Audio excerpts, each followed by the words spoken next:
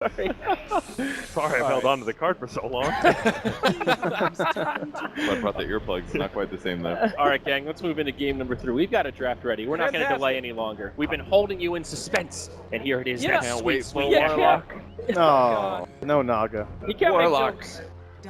Can't make jokes? You can't make jokes like that. People will think that we actually do delay the draft just to talk about stupid shit. Oh. There's not a lot of... If only we had that power, Slex. Alright, here we go. So Warlock not first picked, which means that EHOME will be now picking Warlock. Hey, NP lost to the Drow Ranger last game. What better than to give EHOME a taste of their own medicine? Mary Poppins style. Hey, yo, look at that. In the words of Marcus Phoenix from Gears of War, I'll take that. Deep. Too deep for me, bro. Warlock Spirit Breaker, the opener here for EHOME once again. Running the Spirit Cow.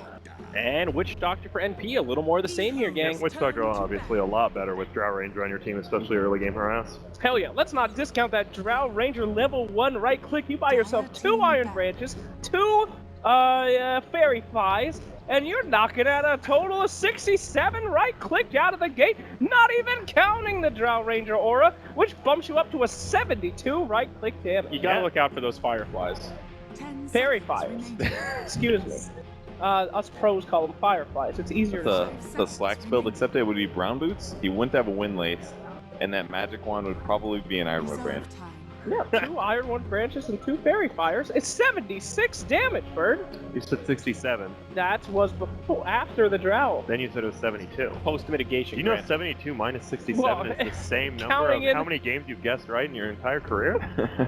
When you factor in armor, Yes. I mean, Jesus Christ. Reduction. Yeah, I think they're doing a smart thing, banning out MSS heroes that can make a bigger impact on the game. I mean, Timbersaw can, but when they already had the Tinker, they're like, well, he's not going to make that big of an impact at that point, and it's fine. I mean, go back to some of our very first panels with MP. Who did we note? MSS. That's the key player. He tends to perform very well, and when he does, he's hard to deal with. I totally agree. That kid's got a pillow. He does. Yeah. He's also got an anime in his heart. Oh, okay. Well, low-hanging fruit there, but I'll let you have it. Okay. A Mandarin.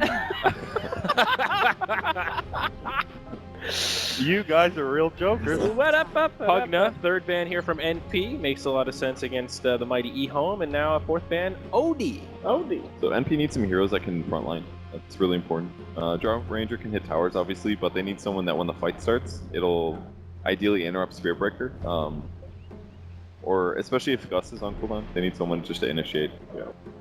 OD obviously a good ban. Yeah. Benefits from the Drow, and we've seen obviously he can just put Spearbreaker under, put himself, put his ally under. Dunk those golems. Yeah, very Are we smart. going to see a Bat Rider ban? That's the big one, I think. Oh, I can't believe Bat Rider has made it. I mean, this far. NP's got to be thinking about it right now. This is ridiculous. A Yeah. Darkseer? Really? Come on. It's really good with Spirit Breaker. It can be, if you do a dual lane like that, sometimes you can just kill Drow lane multiple times. And Witch Doctor is already a little weak against that because if they get past the creep wave and it's just Spirit Breaker, then your cast isn't going to bounce and it's an awful disable. So why do you think they didn't ban it? Because Pugna and Darkseer are more threatening, at least in terms of the laning. Now, if you're just joining us for Game 3, you might be thinking, Pugna, how was that guy threatening? Well, you haven't been seeing EHOME, been running it all day. Incredible job there. Yeah. Late game, Pugna. They gotta get rid of that garbage. There's a man who knows to get rid of that garbage. Throw that stuff in the trash can, because I don't want it. Whoa, let me tighten up these earphones so I don't have to hear this annoying kid. SVG, he's actually really calm in person. Like, just extremely calm, to Very the zen. point, says exactly what he wants to say, doesn't give you that BS. Mhm. That was the productions. We have no idea who this man is but it's SVG. Okay, Yes, well, there we we call them out. I said it. And just that was a lot. Avery Silverman. Be your last event here. True. I think production's doing great. Oh, wow. All right, wow, that's Bat Rider. There's the Bat Rider. Yeah, we were kind of saying, Yeah. Works nicely with the Spirit Breaker too, right? A little bit of vision, a little bit of chase perhaps. Might help Bat Rider get into that perfect position for a lasso. Yep. Ain't too shabby. I feel like if they get behind, I don't know what it is about SP Warlock and Batrider, but they're very cooldown reliant, and once they don't have their ultimates, they're much worse as heroes. You might be seeing a lot of Midases on that team. They're weak on damage right now as well. I mean, obviously, Batrider ulti is great and all. Ooh. Are NP looking at a Venge 4th pick now? The Drow Puck Venge? What? Okay. The Oracle too. They really. Yeah, could you explain why it's nice here, but it didn't really work for EG when they picked the same thing, pretty much? Like the Drow Ranger Puck. They were against a Nyx Assassin, I believe. Would you say that's mostly the main thing? Yep. And also, EHOME right now is very mobility based. Spirit Breaker plus Batrider. Just ulti those two guys, and it offsets that whole like front tank problem that I talked about. You don't need somebody to stand up and stop them from running at you, because the Puck ulti can do that. So as long as you initiate on the Batrider first with like an ulti or something, and he doesn't have BKB, then you should be able to start the fight in a good way. Yeah, and they also have more stuns now. I mean, when Universe played Puck, didn't they have like 0 stuns? He would just coil and they'd instantly TP out, if I remember. And now with the Witch Doctor, it's actually a lot better already, yeah. And if you have that Venge too, you might be able to go in towards that swap, not only for the lasso, but you can break the coil with it. We've seen a couple teams get pretty damn good at that too. Yeah. It would have to be a support Venge now, though. Yeah, I think that's what it would be, for sure. No doubt. Super interesting hero. Good work. It's strange how he keeps getting Zet, I believe, Puck. I shouldn't say the genders. Zed is the R coordinator. Very good. I think Puck is a Zur. Yeah, Zur. It's very interesting that Zur gets picked up with Drow Ranger all the time here, and I think is that kind of for that mobility, kind of that right click. We forgot about that hero. It doesn't Hey, pick up at all Marvana, this who that? Bottom. What? Reasonable deny pick from NP as well. Do you A think great they're middle. gonna If they offlane Oracle, Pucks. SD? I feel like, For the side NP, yeah. the Rubik's still there for 1437 as well.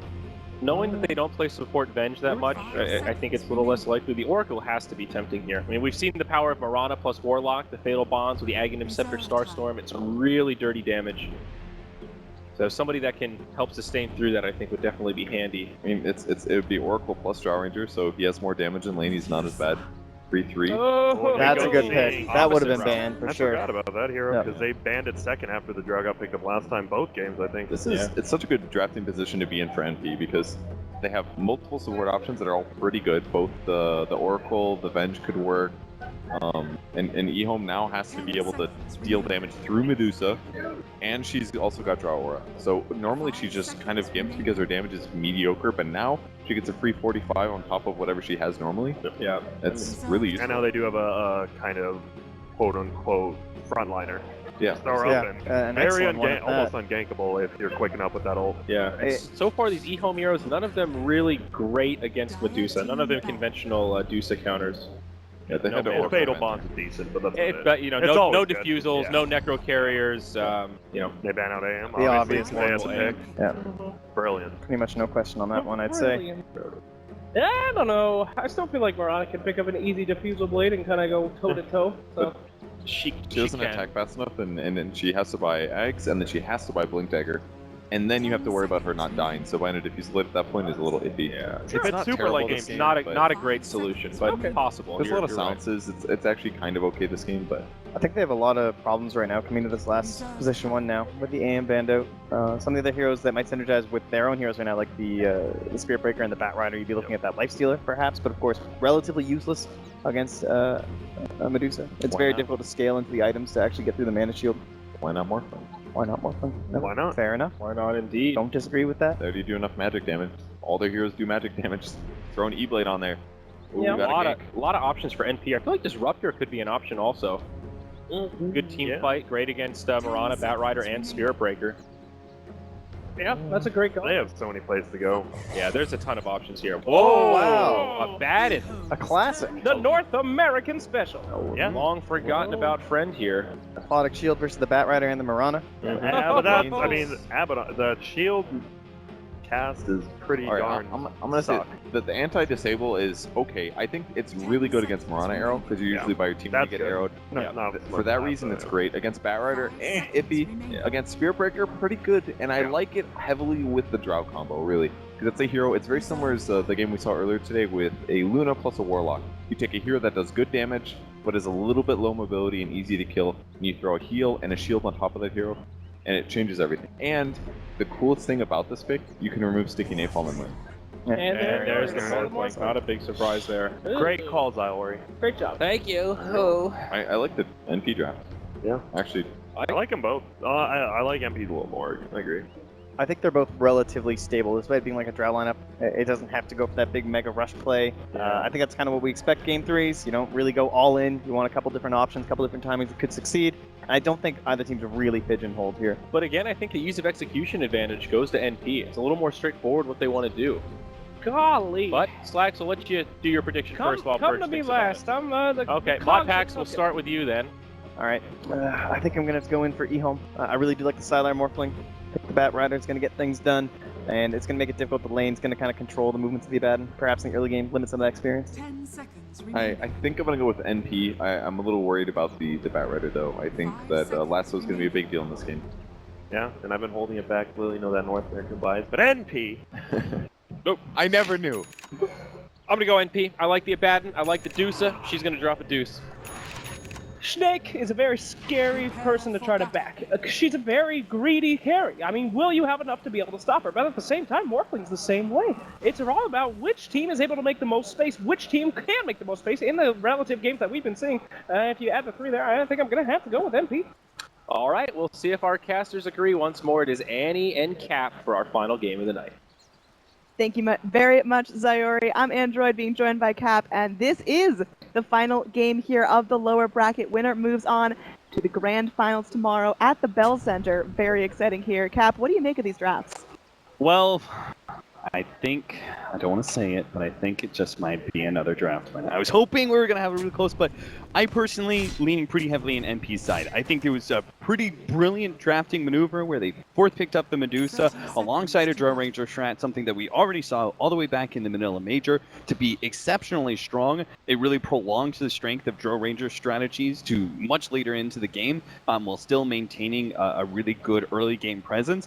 And then they banned away the Animage, right? They're like, okay, we're instantly going to go to a ban after this pickup, so we pick up Dusa, we ban away the Animage. We know they have to pick up a carry, but with the Animage gone, there's not really any carries that can truly deal with this Dusa. I think EHOME are just going to have to play a really active early game. Hope Old 11 gets off to a great start, make sure that the Marana does really well, and they just try and fight their way into this game. But I would say personally that the drafting advantage is here to NP. But EHOME have Sylar Morphling, they've got a Garter Spirit Breaker, they have a lot of things that they usually favor, maybe comfort picks, and just good play can still win them this game 3. Yeah, so let's take a look at lanes. Mid lane, we're definitely going to have some duels here, of course. You really want to get the best start for your Morphling possible, so they bring in Old Lanham on the Warlock. He's shown that he is an absolute powerhouse of aggressive supports, but this Witch Doctor has been in high priority as well, and I think it's going to do great supporting up Eternal Envy. Yeah, I thought about the Morphling pretty early on, and it was before the Dusa got picked up, I was like, maybe it's just going to be another Sylar Morphling, right? But part of the danger of this hero is, first of all, if you have Silence on Draw Ranger, you have a Silence coming out the puck. That Silence is really effective because it's like, boom, he blinks on you, he silences you, maybe you don't actually get your Morph Strength oftentimes, so you're susceptible to nukes at that. So you've got two different forms of silences, and one of them is really effective versus Morphling. You've got some burst damage a little bit there, and then you've got Maledict on the Witch Doctor, which is really good versus Morphling, as well as, I would say, I think the Abaddon will do okay at being able to prevent the shotgunning down of one of these heroes. So I think Sylar has quite a tough road ahead of him, but I think this game's less about him and more to do with the other two cores of EHOME and how they're able to control the tempo of this game, because they do have the opportunity to do a lot, I think, with these heroes. Marana, as well as Bat Rider, with the lead, can actually control this game. Yeah, I like the choice for the offlane puck. It's not Whoa, Courier. super typical. Why was the Radiant Courier all the way out there? Bat Rider just fell asleep at the wheel, and it looks like he's going to give up first blood as well. Old 11 will go down. 14:37 finishes him off again. This has been a very long day for the talent and the players, but that seems a little bit of a pretty strong misplay there. Hey, JJ, can you click on the Courier there? Am I missing something? It just It died before it got to the Bat Rider. Am I wrong in that? Or he picked up something? Oh, he got his healing salve. Okay. I was like, I clicked on the Courier and I was like, there's nothing there. I'm so confused. But Donkeys okay. out for a walk, man. They lost control. So he did at least get his healing salve, but obviously that really sucks for Sylar. That's going to hurt him quite a bit. Like some of these small items like Ring of Killa would be nice to have. Even just a magic stick against the snake spam that's going to be coming out from Eternal Envy. You know, there are a lot of little things besides just the obvious gold boost for NP that goes against EHOME. with that pick off of the Courier. Right now, our Batrider is going to stop laning, and he's going to go into jungle, start stacking up, and take the safer farm that's available to him. The lane is a little dangerous at top, and it's all the more dangerous if he can't funnel himself some regen. That bottom lane puck is actually getting an okay amount. A puck that's left to his own devices is going to be hard-pressed to get any experience. So the fact he's almost level 2 at 3 minutes, and he sound really crappy, but I'm actually surprised. I'm surprised he got anything out of this, because Spearbreaker can solo zone you out. Yeah, I mean, you look at the other offlaners, Puck is still in lane, not feeling like he's going to be going down pretty soon, but Batrider had to bail out. It's just too dangerous there. He gave away the first blood, and he cannot afford to feed the Drow and get her off to an even earlier start than she's already going to be getting. So this top lane for NP, big check mark, check plus in their book, and that's going to be a pretty successful Drow. She's farming up really nicely, top of the last hit chart by a decent margin, and there's no slowing down Aoi now. Now, there certainly is not. The jump forward here by Sylar trying to punish Eternal Envy. It looks like the snake still bounced back to him, though. So I think he was trying to combine the waveform to dodge the snake as well as get some CS and harassment onto Eternal Envy. To top lane, this Mystic Snake constantly being spammed out is going to allow Eternal Envy to feel comfortable and high mana while also chipping away at Sylar's HP and mana pool. Meanwhile, over here, 1437 has that aphotic shield up. The fire, if it catches him out, might do a little bit of damage there. Couple stacks of napalm coming in. The shield is going to break, and can they finish him off? It looks like the Gust's going to be off the mark, but Batrider should be able to get back down to his own part of the lane. Diving back in for a little bit more solo XP, but AUI not feeling scared of any sort of bat initiation. Yeah, AUI was there just to make sure he did continue to try and run down 1437. You could Gust push him back. Old 11. With that harassment on the support, can buy himself a little bit of space, but now SVG's here, and he doesn't have Firefly to get out, not for 3 seconds. Oh, they've got the Maledict here. It seems like they got Old 11 unlocked. There will be a charge coming in from the Spearbreaker trying to buy some time. Coconut hits. Do they have the damage? Can they dive deep enough? 1437 pops his shield. Now Garter might be stuck in a little bit of unfriendly territory, so NP, they're able to hold that. They don't lose the Abaddon, and they're going to be forcing the Batrider back to base. Man, that was super scary. You're stuck in the trees. You're just trying to, like, buy yourself time, hope you don't get gusted so you can get out the Firefly. Fly away. MSS is going to be hunted down here. Nice orb, phase shift away. Arrow going to be nicely dodged there. As you can see, even when the Spearbreaker leaves lane, this is still a tough position. MSS, it looks like the wave is going to push forward for him unless Lanham intercepts here with the hard camp pull, or he's probably just going to do a regular pull over and get the other creep wave that's pushing in. So at least MSS will get his level 3. His levels are really important, right, because he needs to be able to get, he's like the big initiator that allows the Dusa and the Draw Ranger to be able to beat on these heroes from a distance. Smoke in, charge onto AUI. He's out alone, does not have any supports there. Can AUI turn this with a really nice gush, of course, or gust rather. The bash hits. Oh man, Garter found the bash key and he's mashing it. AUI gets underneath his own tower. There's no lasso available. Old 11 may have actually bitten off more than he can chew. Looks like they're turning this one around. They will get the Batrider. No, Garter's dead too. Garter, but they bring in MSS and they've got the damage. That's going to be an 0 for 2. NP outplaying EHOME, forcing them in to overly aggressive positions and making them play sloppy. The Canadian crowd goes wild for their fellow countrymen as NP taking an early lead over EHOME here. And we already stressed the fact that NP do have a very nicely put together draft, that EHOME are the ones I think who have to kind of outplay NP in order to win this game. Oh, and, look at that snake.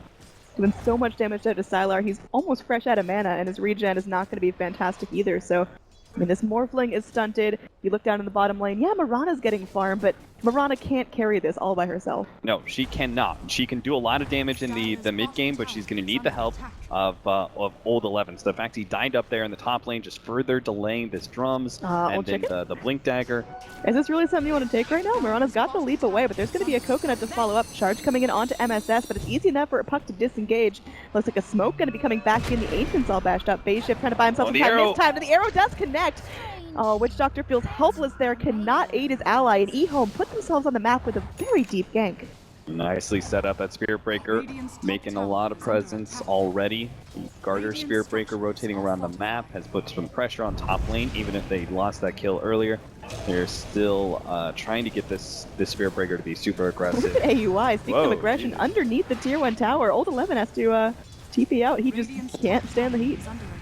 And AUI will be able to take a very early tier 1 tower, it seems like, off of this. The Abaddon, perfect answer to Bat Rider in many ways. He sits off the lane and is able to just give his carry the aphotic shield whenever the sticky napalm stacks get a little bit too high and the Bat Rider tries to get aggressive.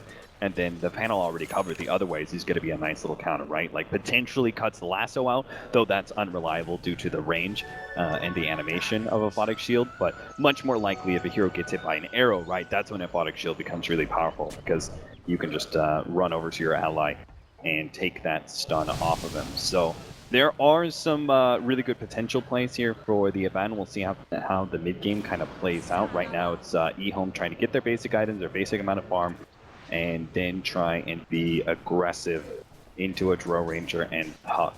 Very dangerous, but it's going to be all about initiation. NP have some counter initiation, they have some ways to be able to keep heroes alive through a lasso and such, but if they actually get the initiation first on NP, right? If they jump in with Coil, very likely that they win that fight because it just sets up the Medusa and it sets up the Drow Ranger for easy silences, snakes, and a bunch of right clicks. Yeah, Envy definitely having a much easier game on this Medusa than last game on his Terrorblade. Let's switch over to Net Worth and look where he sits on that. It looks like he's going to be right up there with the Drow Ranger, Morphling a close third, so they really do have to keep Sylar in check, and it looks like they're going to be trying to do so. Envy is going to get that snake back right about now, but does not have the range to go in, so it looks like NP just going to settle for some tower shots, burning out the Fortify, and I mean, AUI already able to stand out of tower range. The arrow does connect on the Drow Ranger. And then boop!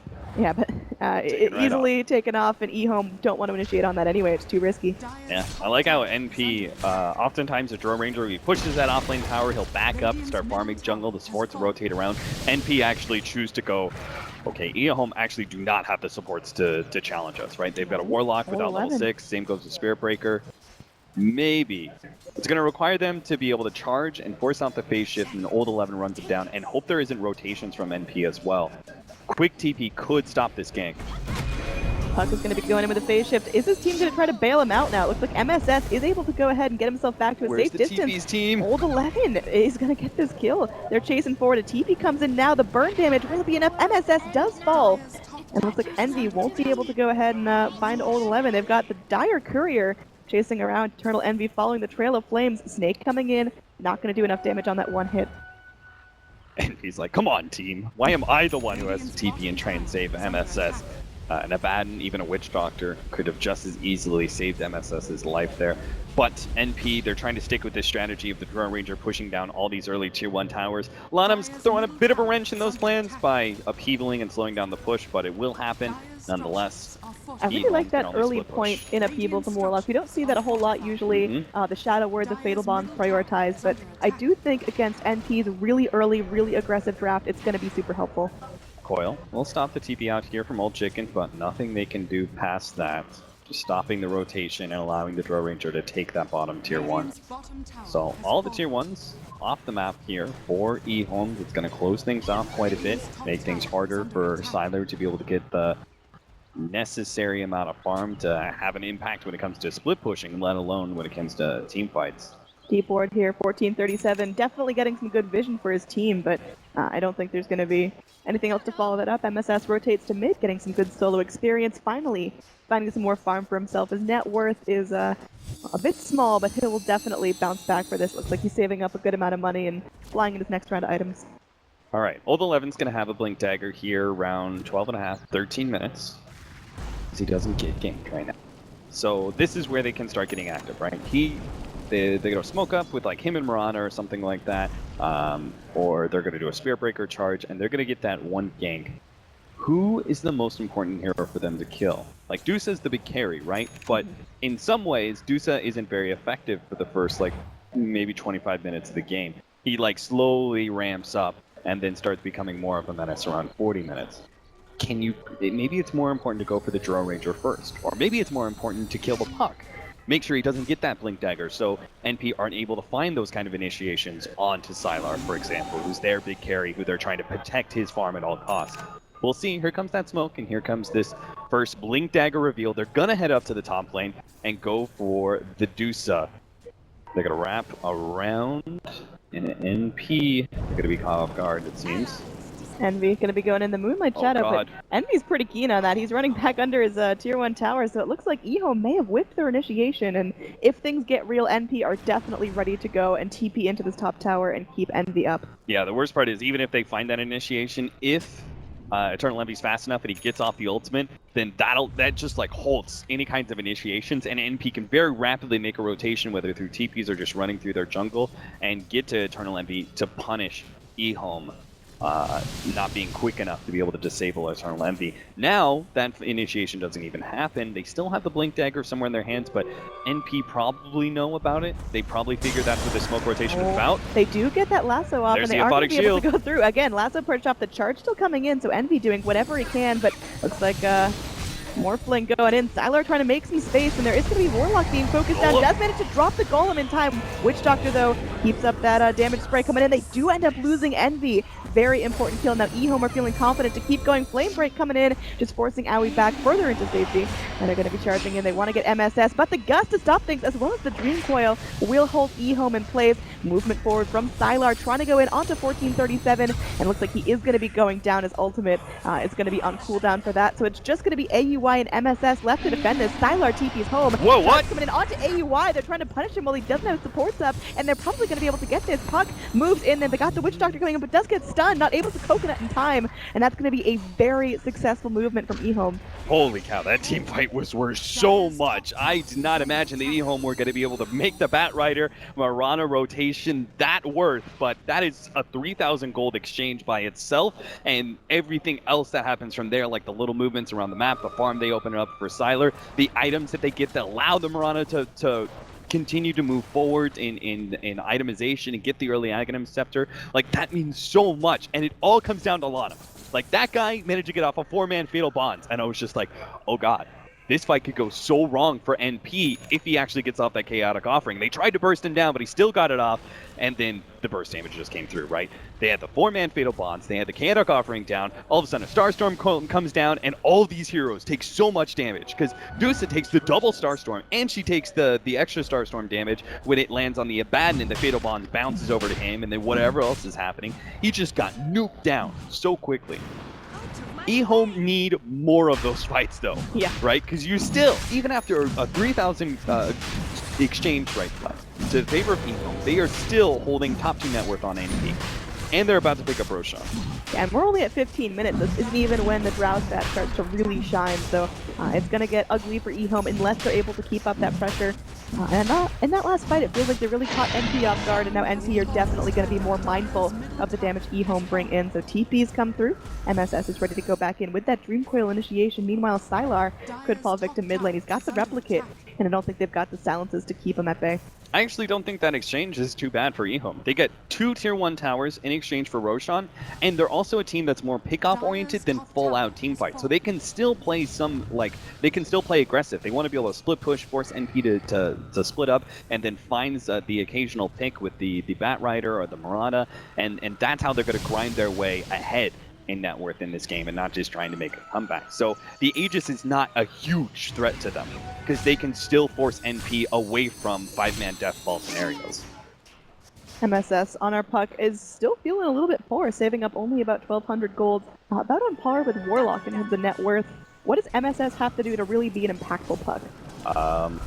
Get good Dream Coils. That's kind of it. Like, you're just like, a puck's job as an offlaner, right? It's been a long time since we saw regular offlane pucks being run in the meta.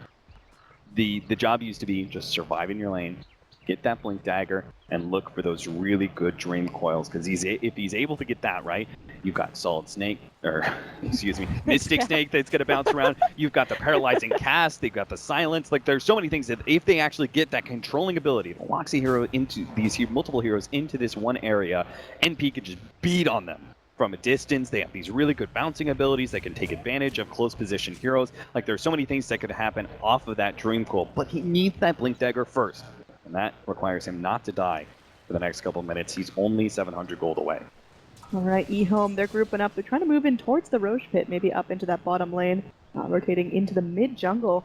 They're looking for pickups here, but NP aren't giving them a whole lot. Looks like they're going to have to go down bottom. AUI, will he be keen on this? The Moonlight Shadow, wearing thin. Old 11, though, has that Blink Lasso. They're going to have to dive real deep for this if they want to go. And it seems like maybe a River Ward towards the bottom of the map might have caught some of this rotation. I think also it is showing that EHOME are trying to push in this tier 1. It's not a very safe place for them to be. Looks like they may actually try and contest this tower, but this is risky, right? If MSS dies in this fight, you're further delaying that Blink Bat Dagger. Rider, this is his time to shine. He's going in, he's looking for a pick. His Firefly's already out. He wants to go in onto the Medusa, spraying out some sticky napalm. Meanwhile, AUI just going in and cleaning up the creep wave. Yeah, everybody's got to stay away from that Bat Rider and the potential blink and pull back maybe into a cliff area or even just the full rotation out of EHOME. They successfully defend their tower and they dodge any sort of Firefly. So EHOME can't actually go for another push for at least a little bit. NP, though, I think you're just probably happy with a little bit of space that you bought. EHOME similarly okay with NP just rotating multiple heroes down to the bottom lane where then Sylar can go to the opposite side of the map, free farm there. They're just hoping NP won't be able to take any objectives with this Aegis and continue to play the pickoff game, which may work here as they rotate 3 of their heroes up towards Eternal Envy. But he starts to play a little bit passive as a couple of the heroes disappear from mid. I don't know if they're really going to be able to get Envy here. The charge to start things off, they do have the Bat Rider lasso, but TP's up something bad and might be able to keep them safe. No, he didn't Bat get off the Rider, ult. oh, he pulls a trump, blinks in and grabs Medusa right by the, ooh, Flame Break is going to break that up, and 14:37 moving forward. They want to find the kill onto Sylar, but he's got the Remnant out, rather the Replicate out. And he should be able to escape. He's going to be waveforming in, continuing through the trees, but NP don't want to re-engage there. They're pinging the hell out of him. They want to try and catch up. Sylar will be able to TP away. No one else really caught. It's just so hard for them to be able to burst down this Dusa because they just don't have the right heroes for it. They don't have like supports that deal an incredible amount of single target damage. They don't have any mana burn. They have the right kind of defensive responding heroes on NP to make it tough to be able to fully commit to a Dusa. Because even if you fully commit, right, and you manage to kill her, you've blown everything, and then you still have to deal with a Draw Ranger Puck, who are pretty active heroes at this point.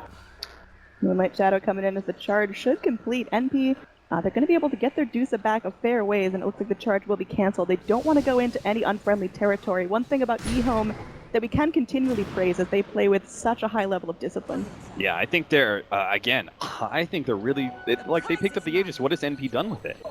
They're just moving around the map. They're forcing NP to constantly respond to these little potential hostile forces and the attempt to go on Eternal Envy and whatever. It's like forcing NP away from farming, away from pushing objectives, and it's giving Sylar time to farm. He's beginning to catch up to the Draw Ranger and the Medusa, and so is the Mirana. The Mirana is only just begun. Right, you just want to be able to finish out that Aghanim Scepter. All of a sudden, you get this great farming power. You're able to push in side lanes constantly, and then all of a sudden, once you have the Blink Dagger as well, then it's not just Sylar who pushes out the side lanes and forces NP to constantly be, keeping their head out on swivel and looking behind them. It's also the Mirana, and that just buys more and more time in this game for them to be able to get that big shotgun out of the Morphling. I think EHOME is playing the strategy really well. Yeah, they found the space on Sylar. He's not getting locked down as much as he was in game number 1. But we are 20 minutes into a Drow strat with a bunch of ranged heroes to combo up, so NP are going to start feeling a little bit scarier now. We'll see if they can initiate onto Sylar here, because he doesn't have the Replicate. I mean, I didn't expect them to give up this much map control in the first place. I thought they'd be able to be super active. Oh god, he has an ace. Never mind. Well, they are able to get a gust off, but it's just going to buy some time, and Dusa goes right back to farming. Meanwhile, down bottom, they're initiating deep here. Bat Rider going in with a Firefly, so he's not going to commit the lasso here, decides better of it. And NP, they're just going to TP in to try to defend their structures, while Sylar continues to farm. Yeah, wow. I think EHOME are really doing this. They're trying to get this, Shadow Blade potential pick off on the Sylar, and maybe they will actually get with the burst damage. Okay. Beautifully done. You can hear the crowd go wild. That's exactly what NP needed to show that they're really alive, they're really kicking, and they're ready to get this Drow strat off the ground. Yeah, you gotta sometime punish Sylar for just greedily split pushing you like this, and they have the heroes to do it. It's just the problem was they gave EHOME a little bit too much space to work with, but finally they have the Blink Dagger, finally they have the Shadow Blade, and they can start closing off this map. Unless Eternal Envy gets picked here, he's gonna be pulled into an arrow. Very nice work breaking the Lincolns preemptively, and they've got the damage. They're just surrounding him like middle school bullies, but the Stone Gaze coming out. Envy, he's fighting back. He's not going to give up so easy. Looks like they might not be able to find any real targets off of this as the Moonlight Shadow comes out, but definitely keeping EHOME on their toes. Looks like Spirit Breaker could still be in trouble. They've got the vision on him. Puck, auto attacks flying out. Can they keep up here? Garter takes a miscoil. He's still barely alive. He goes for the TP, but they've got the damage. Well played by NP, tying up the kill score 6-6 at 22 minutes in. Yeah, and they finally chip away at some of that lead that EHOME has built themselves over the last 5 to 8 minutes. They were actually getting a nice little lead despite, Roshan going to NP's favor. It was the split pushing the towers that going down. SVG. I'm really surprised EHOME didn't look to punish that, but they know NP. They know they're just not going to leave their Witch Doctor in no man's land. There is follow-up, so good choice. Again, discipline to back out from that initiation. And again, NP are going to, this is seems to be a just overall team decision that they're making when they go for these, they pick up these lineups that are able to take like certain amount of control early, and they always get the hand of Midas to make sure they have... Oh, they got the silence off, and they are able to get the Morphling down. A minute in the grave with no buyback, beautifully executed by NP, and here they are able to exert some pressure onto the bottom lane as well. Man, the moment I start getting worried about NP and maybe giving too much space for EHOME, and EHOME are finding places to be able to give themselves a fighting chance in the mid game, they seem to be able to draw this game out just enough for the Morphling to be able to become fully online. All of a sudden, boom, NP double gank up Styler's Morphling, completely shut him down. They get a kill on bottom lane. They're controlling the map. Like all of a sudden, like just 3 or 4 minutes ago, right? All the lanes were pushed in to EHOME's favor. Styler was finding farm on the side. Now look at it. Like map is the mid lane was pushed in not so long ago for NP. Bottom is super pushed in. Top lane's being pushed in. Like eventually you're going to see NP start closing off the map more and more and more. They're going to start taking away these tier 2 towers, and every single time Styler pushes out, he has to worry about a Shadow Blade, draw a Ranger who's able to go for the silence, the Puck with the Blink Dagger, then instant initiation, and then overall, EHOME can't pick the Medusa, as we've seen time and time again. That's not a hero you can really go for, it seems. They just don't have enough burst damage.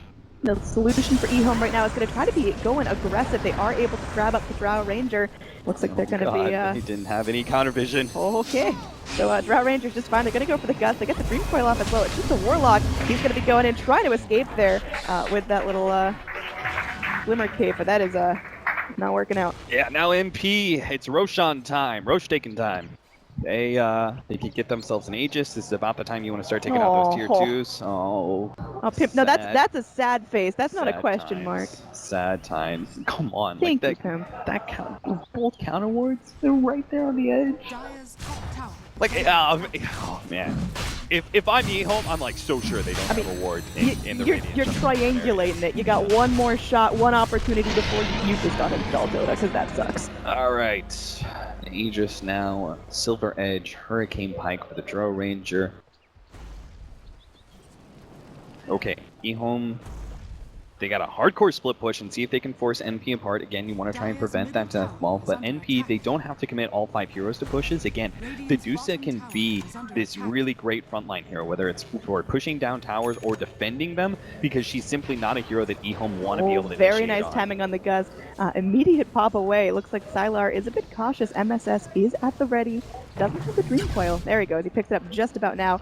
Spirit Breaker charging in. Is he going to complete this? They want to go in for this. Looks like he's going to decide better. And again, AUI with that Dragonlance can just whack at this tower from out of range. They're going to go for a tier 2 for tier 2 trade. This will benefit NP as they now have complete control over the Radiant Jungle and the Roche Pit. Yeah, Old Chicken, he didn't have the mana to really be down there and still have Starstorm and Arrow, and they didn't even have Moonlight Shadow available, so I think it was a wise decision for them to just give up that tier 2. It sucks, but it is what it is. At this point in time, if NP have more than 3 heroes in a lane, you really just cannot fight into them, at least for now. We'll see as Sylar has his Ghost Scepter, starts building into that Ethereal Blade, their team fight potential gets better and better, but Dusa, she is getting to monster status. If she actually completes that Scotty, forget about trying to kill her. She's going to be killing you. She's actually going to be outputting really good You just try to damage. live. You just try to skate around the Dusa and don't go down to her. Yeah, you don't even have like that. Like Morphling's really mobile, so he can stay one step ahead.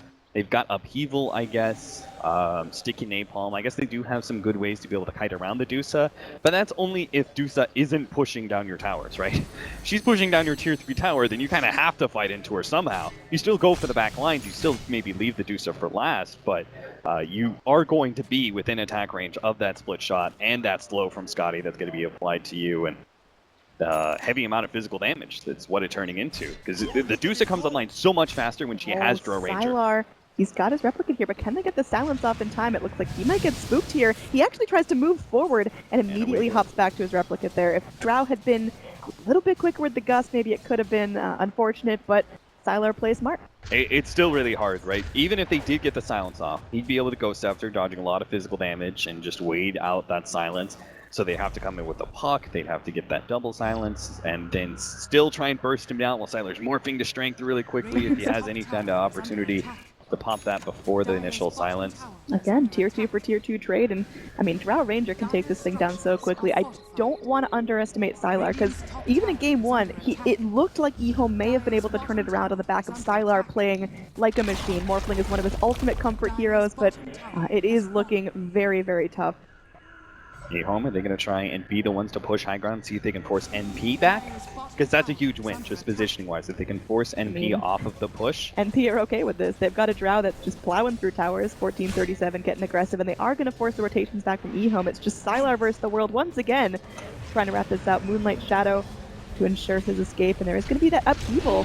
1437 may be left alone here. There's going to be a charge as well. He does have his ultimate. There's going to be a drag back. They are able to get some lockdown, but again, nice save coming out from the Abaddon, and there's going to be a death ward channeled up. Not going to be super impactful from the Witch Doctor, but breaks up the party, forces EHOME to go back up onto their high ground. The tier 3 is down, and it looks like the Lady Archers are going to start to tear apart the racks. Meanwhile, Sylar doing Sylar things. I don't know if he can outpush this. Again, it's a situation where you have to give up the lane of rags because you're fighting into Aegis, so I like what EHOME are doing here. We'll talk about it as the game, as the fight kind of comes to a conclusion here. Looks like they're actually engaging at top 2.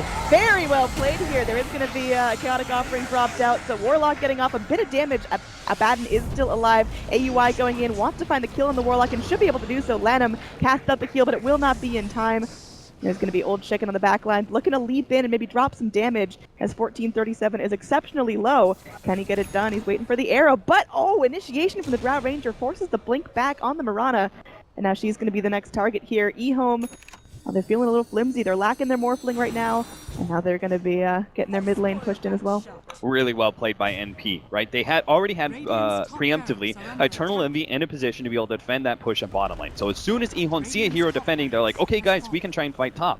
But then of course, if the Boots of Travel comes into play, Deuce is able to TP to the top lane, and then they're set up in their 5-man, so EHOME can't go into that. EHOME had a really beautiful disengage too at the right moment, and then Sylar bounces back to that bottom lane, right, with his replicate, and then NP had the final ultimate strategical move where they're able to get that quick kill on Sylar and still be able to fight at top lane. A big win for NP where they take a full lane of Rags and they've relieved quite a bit of pressure. I think they were always feeling comfortable, but now you feel super comfortable when you take a lane of Rags by 30 minutes. That really cuts into the amount of gold that Mirana and Morphling are going to be able to take up. The super creeps just giving a lot less and being a lot harder to kill. And this will just slow down the progression of late game, essentially, of these heroes. And NP still have good late game, right? It's just like the situation in game 1 where it's like EHOME had to do so many things just to be able to get themselves a fighting shot going into mid to late game. But they didn't even necessarily win that, right? Because there was still this really good Juggernaut and all these other heroes that were scaling and had a really big net worth lead on NP. It's just like game 1 in so many ways. Just a full different set of heroes for NP with this nice Dusa Drow Ranger combination. Think it's going to end the same way as game 1, or do EHOME got some aces up their sleeve? It's looking like it anyway. That top engagement was a huge win. They won on both sides of it, right? They only gave up a tier 3 tower. They got pickoffs. They got the lane of racks. It's going to be really tough because NP will just be able to corral the lanes in even further. And EHOME are going to have to play riskier when it comes to their pickoffs and their split pushing, which just leaves opportunities for NP to be able to punish, right? As you can see them trying to do here against Old Chicken.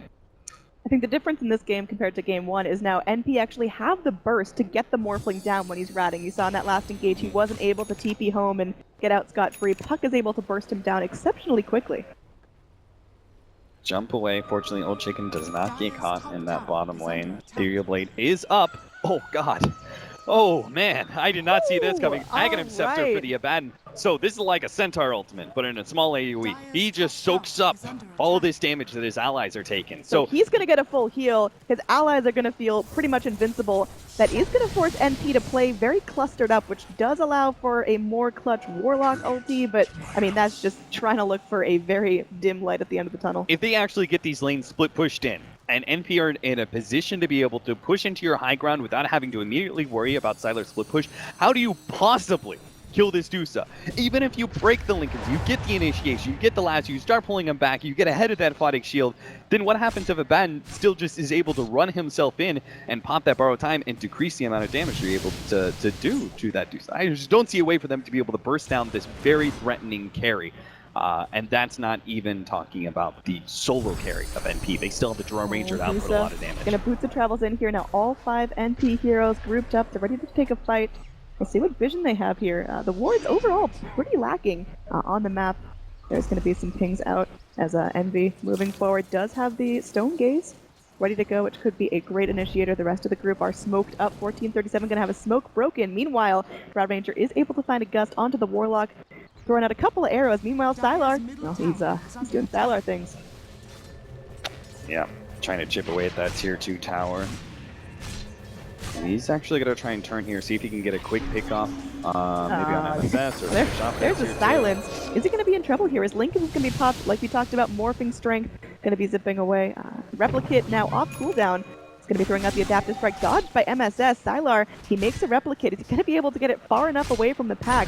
Or is that replicate going to be contained? Looks like he's moving it in towards the tree line and will be able to escape. But a TP in. It looks like NP want to punish this. They know Sylar's low on mana. They know he's got no options left. And it looks like he can be picked off here. He's morphing strength for all he's worth, but he's surrounded and he will go down.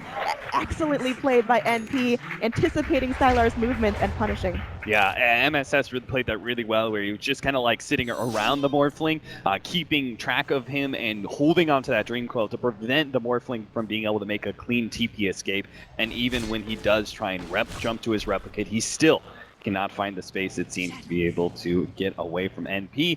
Now, I mean, you're talking about trying to corral the lanes in and not have to worry about the split push of Sylar, but what happens if you kill that physical damage dealer yourself?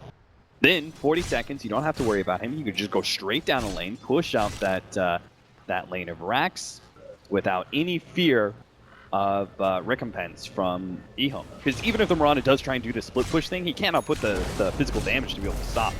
35 minutes in, the potency of just a raw Drow strat is starting to fade, but I mean, they've now got great late game damage. The Goose are really coming online. Charge through, will bash on a couple, but Garter, can he actually get this done? He's just going to break the Lincolns, and there's going to be Mirana tossing out Starstorms with Envy, still feeling full health, full mana, and this tower is melting. These racks will soon to be cleaned up. So much on the line here, Cap. Again, this one game is the difference between Grand Finals in the Bell Center and having to leave the tournament.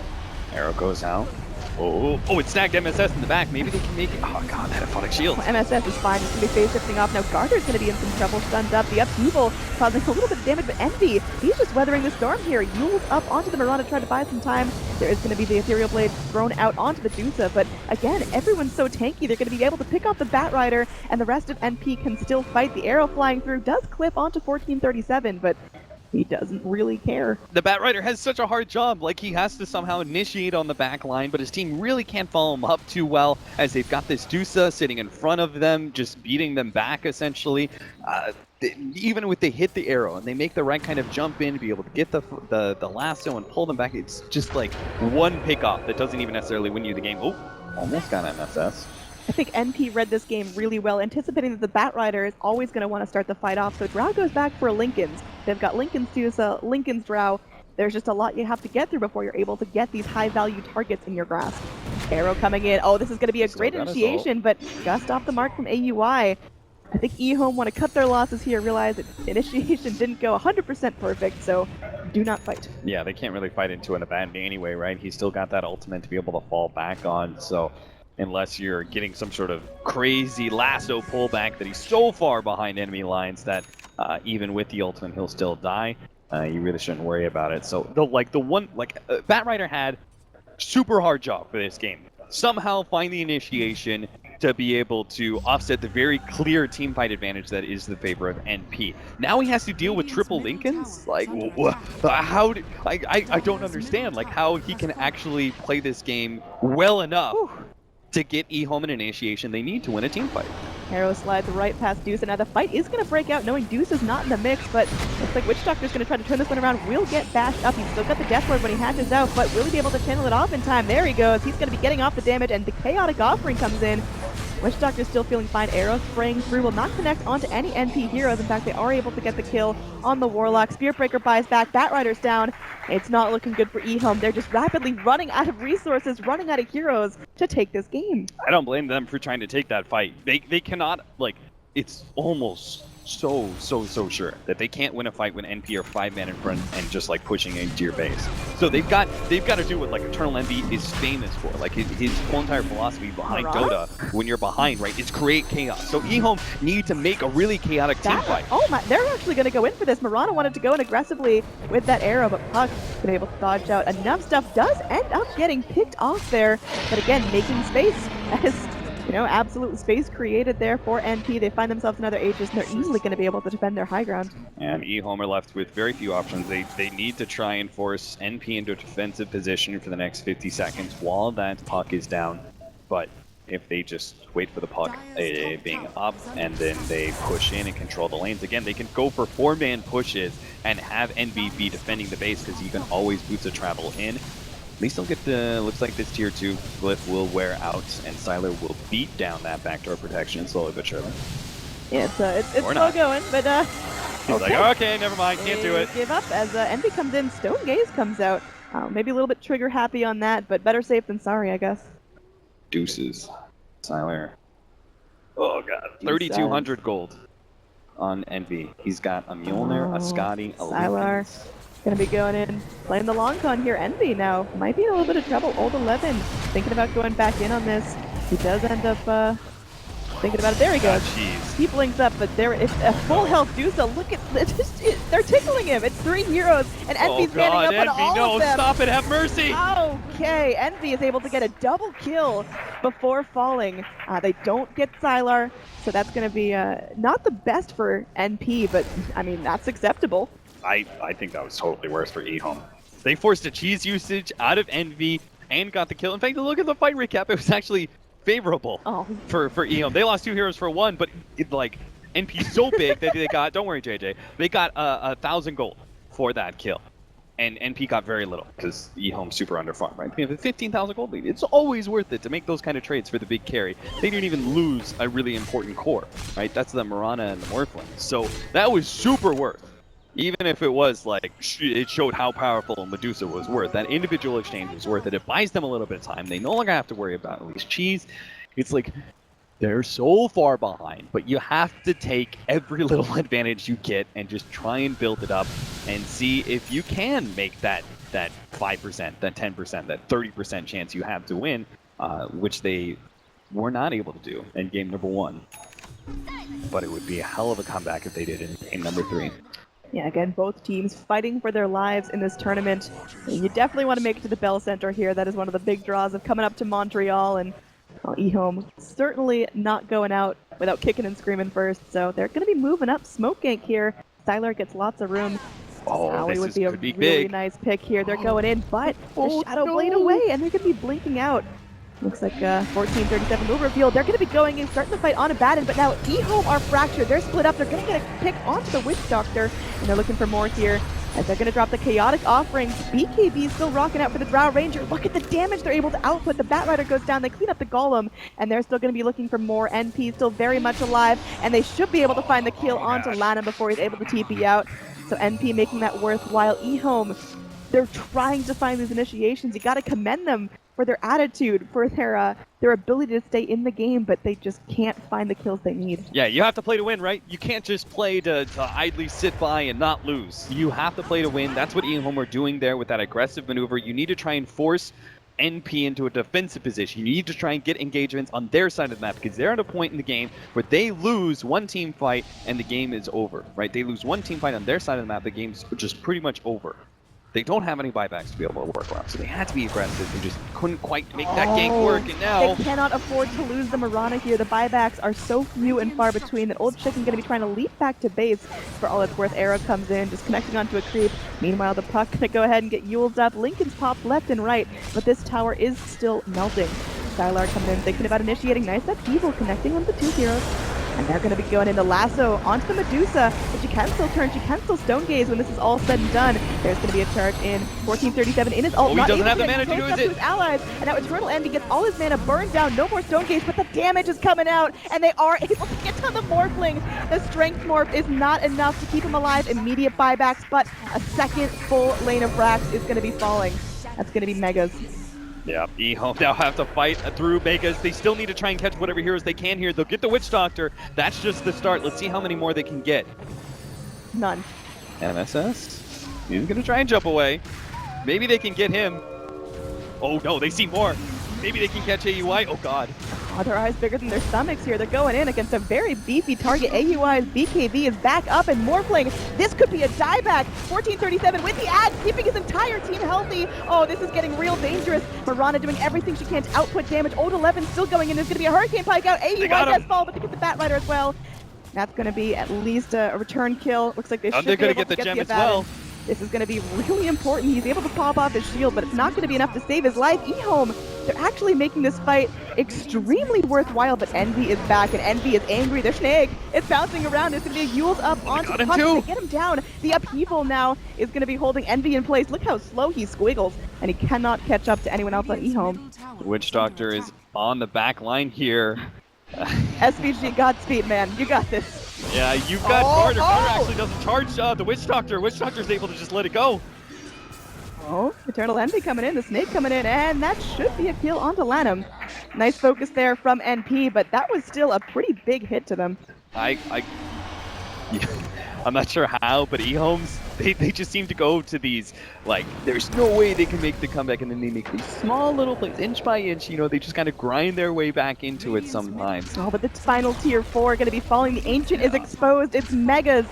Gosh, if EHOME come back from this, that will probably be the most dope comeback in Dota right now. Yeah, it just seems so impossible, but who knows? NP would have to mess up big time, multiple times, to be able to give EHOME a chance at life in this game, but EHOME are not going to give up. As we saw, even when they got Mega, they still pushed out, they forced that team fight, they got pick after pick after pick, kept most of their important heroes alive, and got a little bit of gold to be able to work with. Unfortunately, they still do not have buybacks on any of these heroes, and NP can just play a patience game if they really wanted to. They can push high ground right now and see if they can force something, or they can sit back, wait for Roshan. Like, the world is their oyster. You can do so many things as NP. You can smoke into the enemy base, see if you can catch that one pick. You can troll the game and play it more of a very efficient farming game. Like, you have all the decisions to make, and EHOME can do nothing but just defend.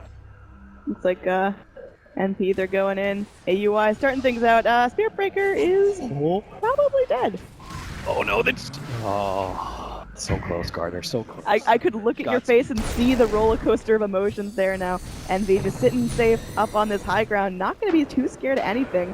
That's Envy versus the world. The rest of his team is there. And now Abaddon does have a blink, so he can play the ambulance role, just pop his ult, blink forward to his team and start mitigating the damage. And Sylar, he's getting low. The Ancient is exposed, and Envy just going to hammer away at it. EHOME don't want to GG out before it's absolutely over, because again, this is their last life in this tournament. Sylar starting to man up, trying to focus the Chaotic Offering, doing some good work, but again, there's going to be 1437 ult, keeping Envy healthy. The throne, it's half health, it's going to be a third health, a quarter health, and it's going to be going down. The GG comes out. NP are going to make it to the main stage here at the Northern Arena BEAT Invitational, something that I know a lot of the fans were